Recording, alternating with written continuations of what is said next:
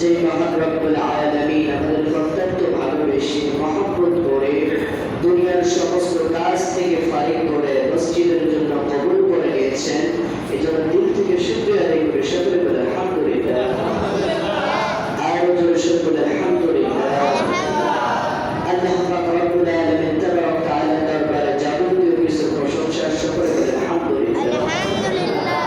শতকোটি দরুদ ও সালাম শেখ মুহাম্মদ মুক্তির দরুদ সাইয়্যিদুল মুরসালিন খাতামুন নবিয়্যিন শাফিউল মুজনাবিন, যিনি ছিলেন নির্যাতিত নিপীড়িত মাজলুম মানুষের মুক্তির দিশারি আহমদ মুহাম্মদ মুস্তাফা সকলে বলে সাল্লাল্লাহু আলাইহি ওয়াসাল্লাম।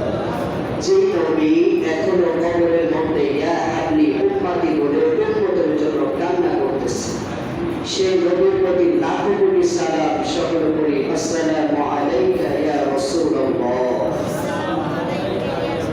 সম্মানিত উপস্থিতি, কোরআন শরীফের সূরা আল-বাকারা, এই সূরা আল-বাকারা থেকে 127তম আয়াত তেলাওয়াত করেছি। উক্ত আয়াত থেকে কিছু কথা বলবো ইনশাআল্লাহ। আল্লাহ তাআলা আমাকে বলা এবং আপনাদেরকে ধৈর্য সহকারে হেদায়েতের দিল দিয়ে কান দিয়ে শোনার তৌফিক দান করুন। সকলে বলে আমিন। আরো জোরে বলে আমিন। এই আয়াতের মধ্যে আল্লাহ তাআলা কাবা ঘরকে কেন্দ্র করে কথা বলেছেন। কোন ঘর? কাবা ঘর।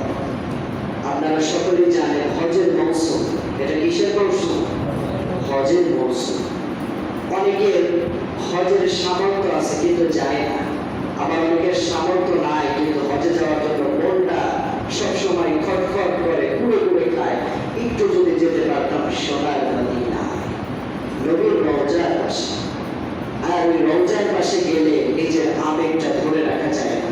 যে নবী এত কিছু করেছেন আমাদের জন্য, সেই নবী যেখানে ঘুমিয়ে আছে ওই রওজার সামনে গেলে আবেগ ধরে রাখা যায় যায় না।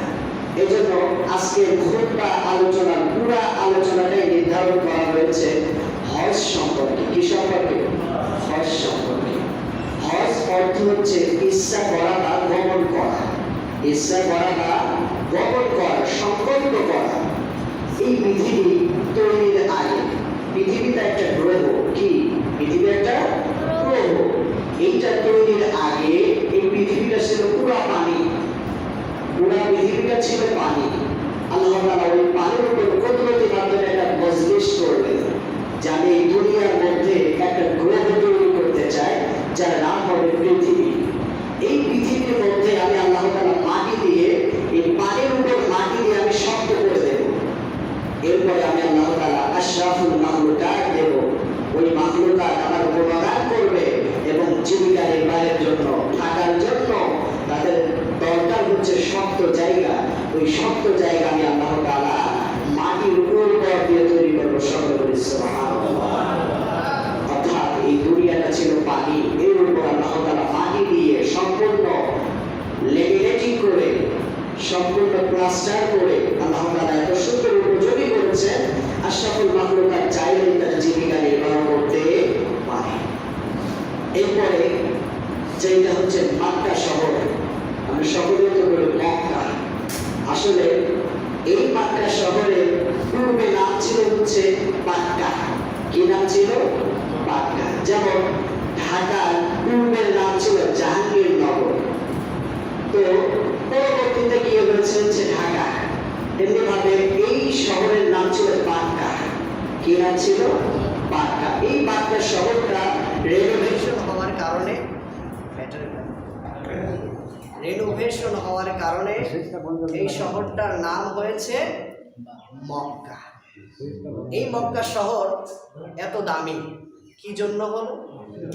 এই মক্কা শহর দামি হলো একমাত্র বিশ্বনবী সাল্লাল্লাহু আলাইহি ওয়াসাল্লামের মাধ্যমে। সকলে বলি সুবহানাল্লাহ।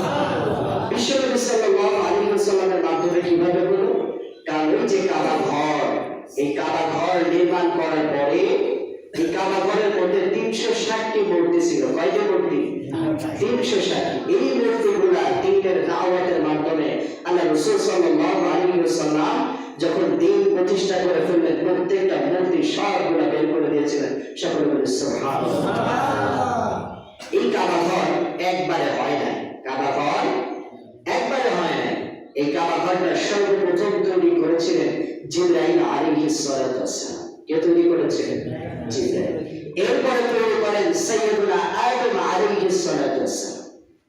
আদম আলাইহিস সালাতু ওয়াসসালামের তৈরি করার কিছু বছর পরে আবার এইটাকে পুনরায় আবার তৈরি করা হয়েছিল, যার মাধ্যমে তার নাম হচ্ছে শীশ আলাইহিস সালাতু ওয়াসসালাম।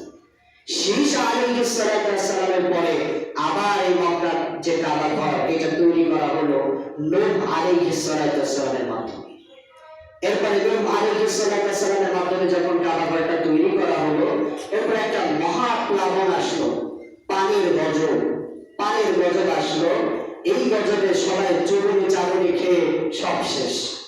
কাবা ঘরটাকে উঠায় নেওয়া হলো। কাবা ঘরটাকে উঠায় নেওয়ার পরে আবার এই কাবা ঘরটা তৈরি করার জন্য আল্লাহ তাআলা ইব্রাহিম এবং ইসমাঈল আলাইহিস সালাতু ওয়াসসালামকে দায়িত্ব দিয়েছিলেন। সকলে বলে সুবহানাল্লাহ। ইব্রাহিম আলাইহিস সালাতু ওয়াসসালাম ছিলেন হচ্ছে মিস্ত্রি, আর ইসমাঈল আলাইহিস সালাতু ওয়াসসালাম ছিলেন অ্যাসিস্ট্যান্ট বা যোগালী। অর্থাৎ ইব্রাহিম আলাইহিস সালাতু ওয়াসসালাম ঘরটাকে নির্মাণ করবেন, আর ইসমাঈল আলাইহিস সালাতু ওয়াসসালামের কাজ হচ্ছে এই ঘর করতে যতটুকু সাহায্য দরকার এই সাহায্য কে করবে? ইসমাঈল আলাইহিস সালাতু ওয়াসসালাম।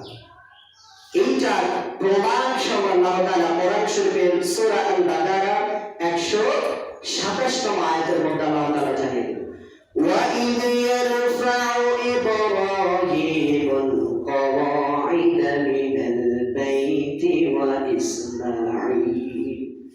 আল্লাহ তাআলার কাছে বললেন, ও আল্লাহ, ও বারে ইলাহি, আমি ইব্রাহিম খলিলুল্লাহ, আমি তোমার বন্ধু, আমার সন্তানের সঙ্গে আমি একটা কাবা ঘর নির্মাণ করেছি, এই ঘরটা আপনি একটু গ্রহণ করুন। রব্বানা তাকাব্বাল মিন্না ইন্নাকা আনতাস সামিউল আলিম। হে আমার প্রতিপালক, ও আমার আল্লাহ, আমি জানি আপনি নিশ্চয়ই সমস্ত কিছু শ্রবণ করেন, আর নিশ্চয়ই আপনি মহাজ্ঞানী। সকলে বলি সুবহানাল্লাহ। এই ঘরটা যখন নির্মাণ করবেন, ঘরটা নির্মাণ করার সময় ইব্রাহিম আলাইহিস সালাতু ওয়াসসালাম যখন ঘরের গাঁথনি শুরু করে দিয়েছেন, বড় বড় পাথর দিয়ে যখন গাঁথনি শুরু করে দিয়েছে, যখন উপরের দিকে যাবে কিভাবে যাবে? ওই সময় তো লিফট ছিল না। ইসমাঈলকে বলল, বাবা একটা পাথরের ব্যবস্থা করো। পাথরের ব্যবস্থা করার জন্য ইসমাঈল আলাইহিস সালাতু ওয়াসসালাম যখন পাথরটা খোঁজ করতে লাগলো, হঠাৎ করে সে দেখলো একটা পাথর। ইব্রাহিম আলাইহিস সালাতু ওয়াসসালামকে বলল, বাবা আপনি পাথর কোথায় পেলেন? ইব্রাহিম আলাইহিস সালাতু ওয়াসসালাম বলল, আল্লাহ তাআলা জিবরাইলের মাধ্যমে জান্নাত থেকে একটা পাথর পাঠিয়ে দিয়েছে। এই পাথরের এমন ক্ষমতা আল্লাহ তাআলা দিয়েছে, আমি যদি উপরের দিকে যেতে চাই পাথরটা উপরের দিকে নিয়ে যাবে, আর যদি নিচে নামতে চাই এই পাথরটা লিফটের মতন কাজ করবে। সকলে বলি সুবহানাল্লাহ। এই পাথরটার নাম হচ্ছে মাকামে মাহমুদ। এই পাথরটাই ইব্রাহিম আলাইহিস সালাতু ওয়াসসালামের পায়ের ছোঁয়া লাগার কারণে আল্লাহ তাআলা ওই পাথরটাকে কাবা ঘরের পাশে রেখে দিয়েছেন। সকলে বলি সুবহানাল্লাহ। ইন্না আউওয়ালা বাইতিন উদিয়া লিন-নাস। ইন্না নিশ্চয়ই, আউওয়ালা বাইত, বাইত মানে হচ্ছে ঘর, আউয়াল মানে হচ্ছে প্রথম, নিশ্চয়ই প্রথম ঘর। ইন্না আউওয়ালা বাইতিন উদিয়া লিন-নাস, মানুষের জন্য, লাল্লাযী বিবাক্কাতা, অর্থাৎ মক্কা শহরের পূর্বের নাম ছিল বাক্কা। এই বাক্কা শহরের মধ্যে হুদান লিন-নাস ওয়া বাইয়িনাতিন মিনাল হুদা ওয়াল ফুরকান। ইন্না আউওয়ালা বাইতিন উদিয়া লিন-নাস লাল্লাযী বিবাক্কাতা মুবারাকান ওয়া হুদান লিন-নাস, মানুষের হিদায়াতের জন্য, মানুষের বরকতের জন্য আল্লাহ তাআলা প্রথম ঘর তৈরি করলেন, কাবা ঘর। সকলে বলি সুবহানাল্লাহ। এই ঘরটা কাদের জন্য তৈরি করা? মানুষের জন্য। যেটা বলতেছিলাম, ইব্রাহিম আলাইহিস সালাতু ওয়াসসালাম তিনি তার সন্তানকে নিয়ে ঘর তৈরি করলেন, কাবা ঘর। কি ঘর? এখন ঘর তৈরি করতে হবে না মানুষদেরকে নামাজের জন্য ডাকতে হবে? এখন কিভাবে ডাকবে? ডাকার জন্য আল্লাহ তাআলার কাছে বললেন, আল্লাহ মানুষকে তো এখন নামাজের দাওয়াত দিতে হবে। আল্লাহ তাআলা বললেন, ইব্রাহিম তুমি আযান দাও, এলান দাও। ইব্রাহিম বলল, আল্লাহ আমি যে এলান করব এটা তো বেশি দূর যাবে না। আল্লাহ তাআলা বললেন, ইব্রাহিম তুমি এলান দাও, এই এলান সবার কানে পৌঁছানোর দায়িত্ব আমি আল্লাহ তাআলা। সকলে বলি সুবহানাল্লাহ। কোন রাতে আসছে ইব্রাহিম আলাইহিস সালাতু ওয়াসসালাম একটা পাথরের উপর দাঁড়িয়ে এলান দিয়েছিলেন, আর কোন রাতে আসছে আছে ইব্রাহিম আলাইহিস সালাম কাবা ঘরের ছাদের উপর দাঁড়িয়ে এলান দিয়েছিলেন। এই এলান আল্লাহ তাআলা বাতাসের মাধ্যমে প্রত্যেকটা মানুষের কানের মধ্যে পৌঁছায় দিয়েছিলেন। সকলে বলে সুবহানাল্লাহ। কাবা ঘর নির্মাণ হয়ে গেল। নির্মাণ হওয়ার পর এই কাবা ঘরের পাশে অবশিষ্ট কিছু পাথর রয়ে গেল। একটা ঘর করলে কি ঘরের পাশে যেমন সিমেন্টের যারা কাজ করে রাজমিস্ত্রি, এটা করার পরে অনেক বালি সিমেন্ট অনেক কিছু পড়ে থাকে না, এটা অনেক সময় ঝাড়ু দিয়ে ফেলে দেয়, তাই করে না? এখন এই যে অবশিষ্ট পাথর, এই পাথর কি করবে? আল্লাহর কাছে ফরিয়াদ করলেন। আল্লাহ তাআলা বললেন, ইব্রাহিম এটা নিয়ে তোমার চিন্তা করা লাগবে না, আমি আল্লাহ তাআলা বাতাসের মাধ্যমে এই পাথরগুলো সব ছিটায় দেবো। সকলে বলে সুবহানাল্লাহ। আল্লাহ তাআলা বাতাসের মাধ্যমে এই পাথরগুলো ছিটায় দিয়েছিল। আর এটা রেওয়াত এমন ভাবে এসেছে, এই পাথর পৃথিবীর আনাচে কানাচে যত জায়গায় এই পাথরের একটা কোণাও পড়েছে, ওই জায়গায় কিয়ামতের আগ মুহূর্ত পর্যন্ত একটা মসজিদ হবে। সকলে বলে সুবহানাল্লাহ। এই জন্য মসজিদ ঘর বৃদ্ধি পাচ্ছে, কিন্তু মুসল্লি হারিয়ে যাচ্ছে। এইটা আমাদের সমস্যা। মসজিদের খোরাক হচ্ছে মুসল্লি। মসজিদের খোরাক কি? আপনি যেমন 3 বেলা পেটের মধ্যে খাবার দেন, আপনার পেটের খোরাক হচ্ছে ভাত, মাছ ইত্যাদি খাবার। আমরা যেটা খাদ্যদ্রব্য ব্যবহার করি, খাই, পান করি, তেমনি ভাবে মসজিদের খোরাক খাবার সেটা হচ্ছে মুসল্লি। মসজিদ সুসজ্জিত হয় মুসল্লি দিয়ে। মসজিদ লাইট ঝাড়বাতি এগুলো দিয়ে মসজিদ সুসজ্জিত হয় না। এই জন্য আমরা যখন নামাজে আসবো, মানুষদেরকে কি করব? নামাজের জন্য ডেকে আনবো। ওই ব্যক্তির নামাজের পড়ার কারণে আপনার নামাজ হবে কিনা এটা গ্যারান্টি নাই, কিন্তু একটা ব্যক্তিকে আপনি নামাজের জন্য ডেকে আনলেন, ওই ব্যক্তি নামাজ পড়ার কারণে যে সওয়াব হবে, ওইটার 1% সওয়াব আপনার আমল নামে আল্লাহ তাআলা দিয়ে দিবে। সকলে বলে সুবহানাল্লাহ। তাহলে কাবা ঘর নির্মাণ হয়ে গেল, আজান হয়ে গেল, কাবা ঘরের রেনোভেশন হয়ে গেল। কাবা ঘর ইব্রাহিম আলাইহিস সালামের পরে আরেকজন ব্যক্তি তিনি কাবা ঘরটা রেনোভেশন করেছিলেন, অর্থাৎ আর একটু পরিপাটি মডিফাইড করেছিলেন। সেটা হচ্ছে মুহাম্মদুর রাসূলুল্লাহ সাল্লাল্লাহু আলাইহি ওয়াসাল্লাম। আপনাদের মনে আছে প্রথম কাবা ঘর কে তৈরি করেছিল? সাইয়্যিদুনা আদম আলাইহিস সালাম। এরপরে কাবা ঘর তৈরি করলো, প্রথম কাবা ঘর তৈরি করেছে জিবরাইল আলাইহিস সালাম। 2 নম্বরে হচ্ছে সাইয়্যিদুনা আদম আলাইহিস সালাম। 3 নম্বরে শীশ আলাইহিস সালাম। 4 নম্বরে হচ্ছে নূহ আলাইহিস সালাম। 5 নম্বরে হচ্ছে ইব্রাহিম ও ইসমাঈল আলাইহিস সালাম। এবং 6 নম্বরে যে রেনোভেশন হয়েছিল সেটা হচ্ছে মুহাম্মদুর রাসূলুল্লাহ সাল্লাল্লাহু আলাইহি ওয়াসাল্লামের মাধ্যমে। সকলে বলে সুবহানাল্লাহ। বিশ্বনবী তখন ছোট, ওই সময় কুরাইশ বংশের যারা গোত্রের লোক ছিল তাদেরকে দায়িত্ব দেওয়া হলো কাবা ঘরটাকে রেনোভেশন করার জন্য, একটু গাঁথনি গুঁথনি দেওয়ার জন্য, অর্থাৎ একটু প্লাস্টার হয়তো একটু চলে গেছে, এটা ঠিক করার জন্য দায়িত্ব। এখন সকলে লুঙ্গি খুলে লুঙ্গির উপর পাথর দিয়ে 2-3 করে টেনে আনতেছে। এখন বিশ্বনবী ছোট্ট মানুষ, তিনি লুঙ্গি আর খোলে না, লুঙ্গি কোন রকম লুঙ্গির উপর 2-4টা নিয়ে একটু উঁচা করে তিনি নিয়ে আসে, আর চিন্তা করে আমার সতরটা যেন ভেঙে না যায়। সবাই বলে, মুহাম্মদ সাল্লাল্লাহু আলাইহি ওয়াসাল্লাম, তুমি কেন লুঙ্গিটা খুলে লুঙ্গির উপর পাথর দিয়ে টানো না?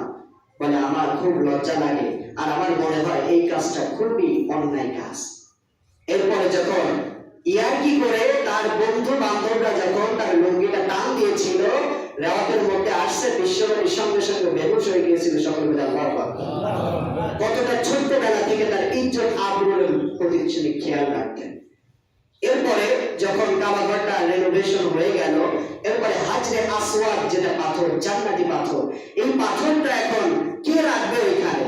ওই সময়ে বনু কুরাইজা ছিল, বনু খাজরা ছিল, বনু আউস ছিল, এই যে বিভিন্ন গোত্র, এক গোত্র আর এক গোত্রের সাথে খালি ফাইটার মারামারি। এক গোত্র আর এক গোত্রের লোকদেরকে বলে যেত, সন্তান মানে বাবা মৃত্যুবরণ করতে সন্তানকে ডেকে বলতো, আমার অমুকের সাথে ঝগড়া আছে, সুযোগ পাইলে পিটাইবে। সন্তানকে ওসিয়ত করে যাইত। এই আউস আর খাজরাজ এই 2 গোত্রের 200 বছরের ঝগড়া ছিল। আল্লাহ রাসূল সাল্লাল্লাহু আলাইহি ওয়াসাল্লাম মীমাংসা করে দিয়েছিলেন। সকলে বলে সুবহানাল্লাহ। এখন তারা নির্ধারণ করলো, এক গোত্র ধরবে আর এক গোত্র বলবে অমুক গোত্র কেন ধরলো হাজরে আসওয়াদ পাথর, এইটার জন্য কি সমাধান হয়? এজন্য তারা নির্ধারণ করলো এই কাবা ঘরের গেট দিয়ে, মেইন যে গেট, এই গেট দিয়ে যে প্রথম প্রবেশ করবে তার মাধ্যম দিয়ে আমরা এই হাজরে আসওয়াদ পাথর রাখবো।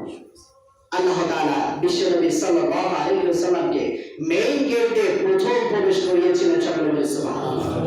আর তার মানবতাটা কেমন ছিল, তিনি আসার পরে তিনি চাইলে হাজরে আসওয়াদ পাথর নিজেই নিয়ে গিয়ে রাখতে পারতেন। তিনি বললেন সবাই আসো, একটা চাদরের উপর পাথরটা রাখো, সবাই আসো, সবাই ধরো, একসঙ্গে রাখি, সকলে বলে সুবহানাল্লাহ।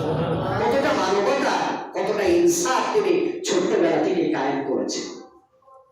এই হচ্ছে কাবা ঘর, যেটা বলতেছিলাম আজকের আলোচনার বিষয় হচ্ছে হজ সম্পর্কে। এই কাবা ঘরের পাশে রয়েছে হচ্ছে ইসমাইল আলাইহিস সালাতু ওয়াস সালাম এবং বিবি হাজেরার কবর। আর এই যে জমজম কূপের রহস্য, এটা কিভাবে হলো, কেন হলো? ইব্রাহিম আলাইহিস সালাতু ওয়াস সালাম তার স্ত্রী হাজেরা আলাইহিস সালাতু ওয়াস সালামকে যখন তার ছোট্ট সন্তানকে দিয়ে মক্কা শহরের মধ্যে যখন রেখে আসলেন, ওই মক্কার উত্তপ্ত মরুভূমি, ওই সময় কোনো মক্কা নগরে মানুষ ছিল না। যখন হাজেরাকে রেখে আসা হচ্ছিল, ইব্রাহিম আলাইহিস সালাতু ওয়াস সালামের সন্তানের জন্য বুক যেন ফেটে যাচ্ছে। বারবার পিছনের দিকে তাকাইতে মন চায়, কিন্তু তাকায় না। হাজেরা আলাইহিস সালাতু ওয়াস সালাম বলে, ও প্রাণের স্বামী, আমরা কি অন্যায় করেছি, আমাদেরকে উত্তপ্ত মরুভূমির মধ্যে আপনি রেখে যাচ্ছে? বারবার কাকতি বিরতি করে কোনো কথা বলে না। এরপরে যখন হাজেরা আলাইহিস সালাতু ওয়াস সালাম বলল, প্রাণের স্বামী, আপনি কি আল্লাহ তাআলার হুকুমে আমাদেরকে রেখে যাচ্ছে? কেমন ইমানের পাওয়ার দেখেন। ইব্রাহিম আলাইহিস সালাতু ওয়াস সালাম একটা আঙ্গুল আকাশের দিকে যখন লক্ষ্য করে দিল, দিয়ে বলল, হাজেরা, আমি আল্লাহ তাআলার হুকুমে তোমাদেরকে এই মরুভূমির মধ্যে রেখে যাচ্ছি। হাজেরা আলাইহিস সালাতু ওয়াস সালাম আর কোনো কথা বলল না, বলল যে আল্লাহর হুকুমে আপনি আমাদেরকে রেখে যাচ্ছেন, সেই আল্লাহ আমাদেরকে খাবারের জন্য মারবে না। আপনি চলে যান, আমি আমার সন্তানকে নিয়ে আল্লাহ তাআলার হুকুমে এই মরুভূমির মধ্যে থাকবো। সকল বলে আল্লাহ। এখন ছোট সন্তান ইসমাইল আলাইহিস সালাতু ওয়াস সালাম, এই ইসমাইল ছোট মানুষ, তার পানির পিপাসা পেয়ে গেল। কোথায় পানি পায়? মা ছটফট করতেছে। একবার সাফা পাহাড়ের উপর দৌড়ায়, একবার মারওয়া পাহাড়ের উপর দৌড়ায়। এই দৌড়ানি, এই যে দৌড়ানি, এই যে ত্যাগ, এই ত্যাগটা আল্লাহর কাছে এত ভালো লেগেছে যে আল্লাহ তাআলা কোরআনের মধ্যে কোট করে দিলেন, ইন্না সাফা ওয়াল মারওয়াতা মিন শাআইরিল্লাহ ফামান হাজ্জাল বাইতা আও ইয়াতামারা ফালা জুনাহা আলাইহি আন ইয়াতাওয়াফা বিহিমা ওয়া মান তাতাওয়া খায়রান ফা ইন্নাল্লাহা শাকিরুন আলিম। আল্লাহ তাআলা বললেন, হাজেরার দৌড়ানিটা আমার কাছে এত পছন্দ লেগেছে, আমি আল্লাহ তাআলা এটা নিদর্শন হিসেবে রেখে দিতে চাই। প্রত্যেকটা হাজী সাফা এবং মারওয়া পাহাড়ের দৌড়ানটা আমি ওয়াজিব করে দিয়েছি। সকল বলি সুবহানাল্লাহ। এরপর যখন সাফা মারওয়া পাহাড়ে দৌড়ায়, একবার সাফা পাহাড়ে যায়, একবার মারওয়া পাহাড়ে যায়, আর চিন্তা করে যে কোনো নেকড়ে বাঘ বা কোনো কিছু এসে আমার ইসমাইলকে খেয়ে না যায়।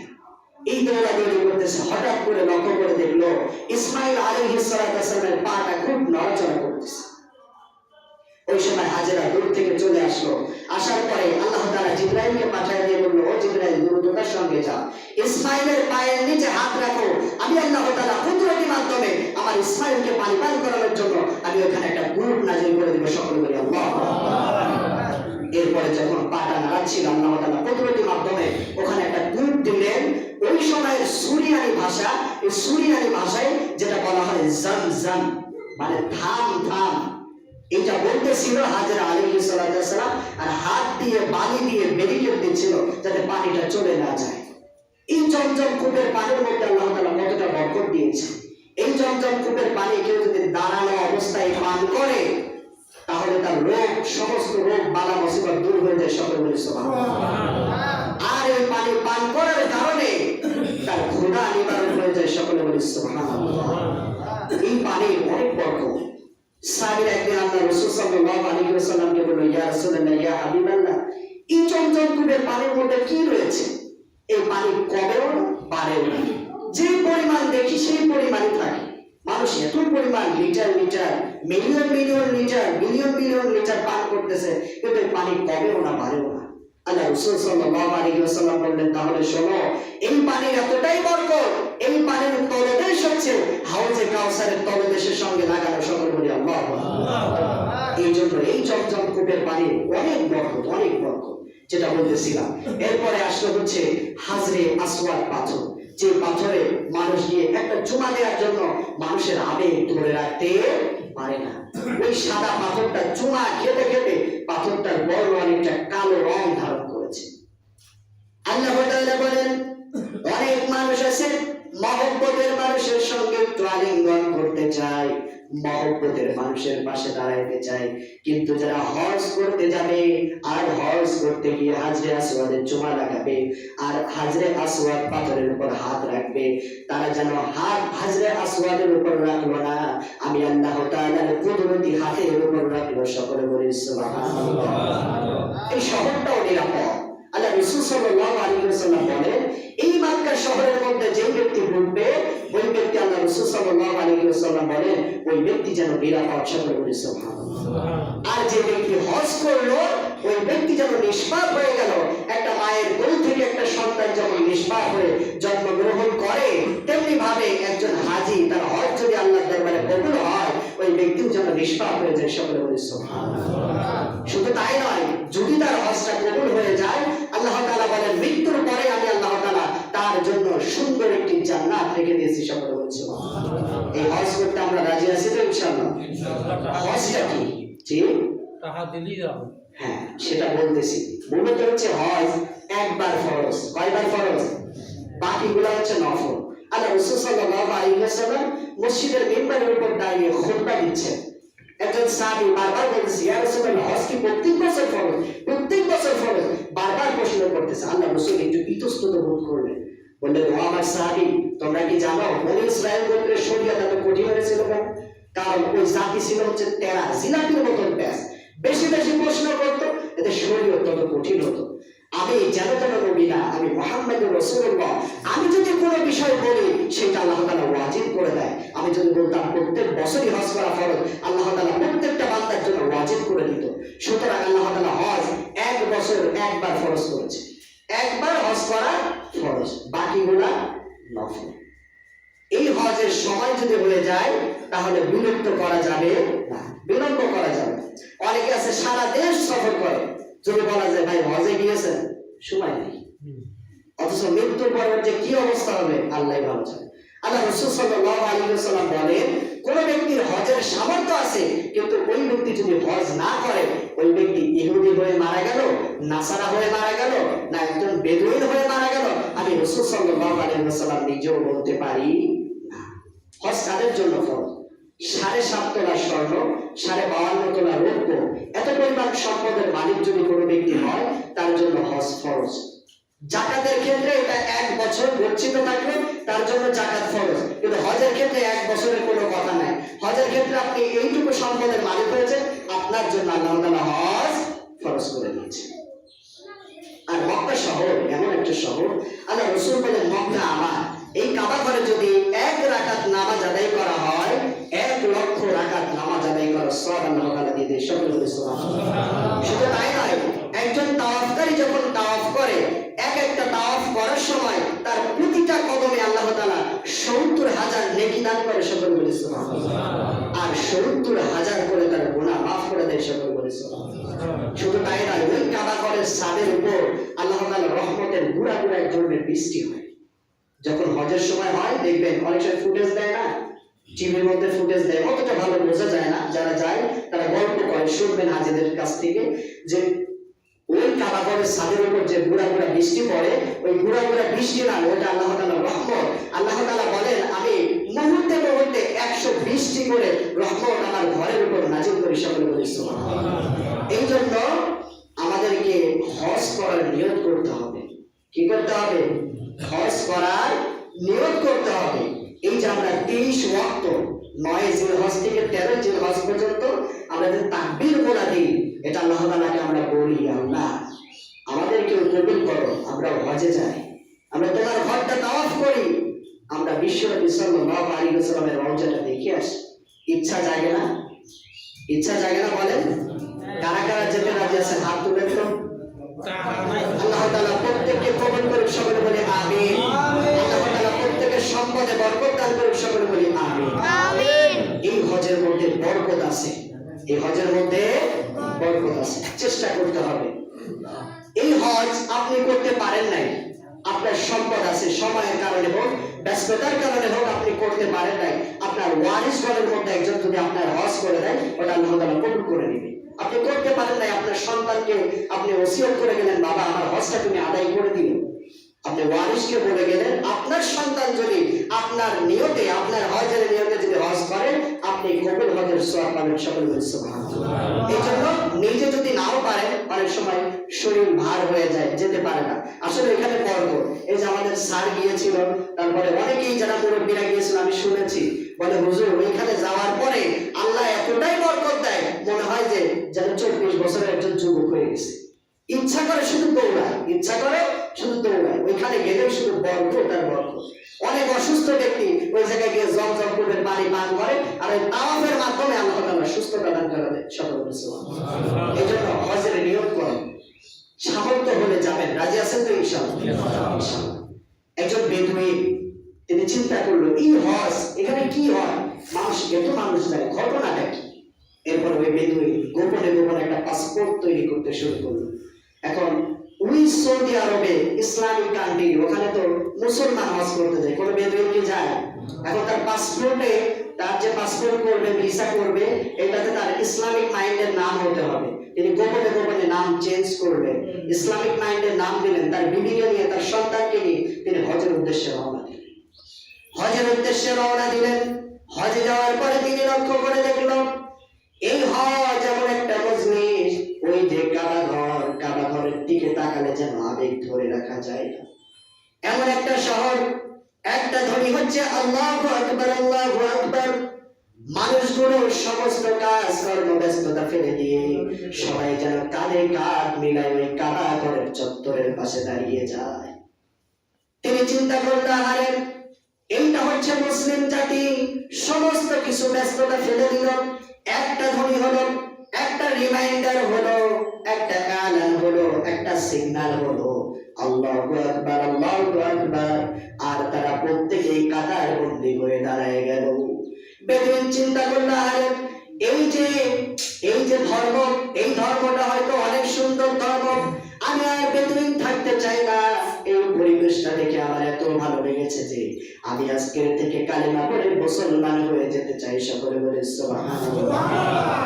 অনেকে আছে সম্পদটাকে গচ্ছিত করে, মনে করে এখন হজ করলে তো আমার 2 লাখ 4 লাখ টাকা শেষ, এই টাকা আমি রেখে দেব, সামনের ফিউচার, আমার ভবিষ্যৎ আছে, ওই সময় আমি ভালো মন্দ খাবো আর পায়ের উপর পা তুলে কাটাবো। আল্লাহ তাআলা বলেন, বান্দা এটা তোমার ভুল ধারণা, এটা তোমার ভুল ধারণা। কিয়ামতের ময়দানে প্রত্যেকটা মানুষের সম্পদগুলি হবে টেকোসা। কি হবে? টেকোসা। এই টেকোসা আপনাকে পা পর্যন্ত পেঁচাবে, পেঁচাতে পেঁচাতে এরপরে আপনার বুক পরিমাণ পেঁচাবে, পেঁচাতে পেঁচাতে আপনার ঘাড় পরিমাণ পেঁচাবে। পেঁচানোর পরে সাপটা বলবে যে আনা মালু, আমি তোমার সম্পদ, আনা কানজু, আমাকে ভোগ করার জন্য তুমি যে সম্পদ গচ্ছিত করেছিলে, এই সম্পদটাকে আল্লাহ তাআলা সাপে পরিণত করেছে। আরেকটা করে দংশন দিবে, বললে এবার সম্পদ গ্রহণ করো, সম্পদ ভোগ করো। আর রেওয়াতের মধ্যে আসছে এক একটা সবল মারবে, এক একটা সবলে ওই ব্যক্তি 70 গজ মাটির নিচে চলে যাবে।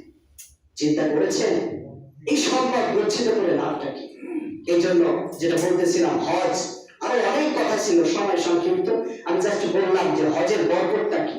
হজের মৌসুম যাচ্ছে, হজের মৌসুম যাচ্ছে, জিলহজ মাস, সামনে জিলহজ মাস, কোরবানিরও বেশি দেরি নাই। আমি সামনের সপ্তাহে ইনশাআল্লাহ কোরবানি নিয়ে, কোরবানির তাৎপর্য, কোরবানির কি বিষয় ভিত্তি, সমস্ত বিষয় নিয়ে ইনশাআল্লাহ আলোচনা করব। সময় সংক্ষিপ্ত। আল্লাহ পাক রব্বুল আলামিন তাআলা আমাদেরকে সম্পদটাকে সুন্দরভাবে বরকত দিয়ে আমাদেরকে হজের জন্য কবুল করে নিক। সকলে বলি আমিন। ওয়া আখিরু দাওয়ানা আলহামদুলিল্লাহি রাব্বিল আলামিন। যারা সুন্নাত পড়েন সুন্নাত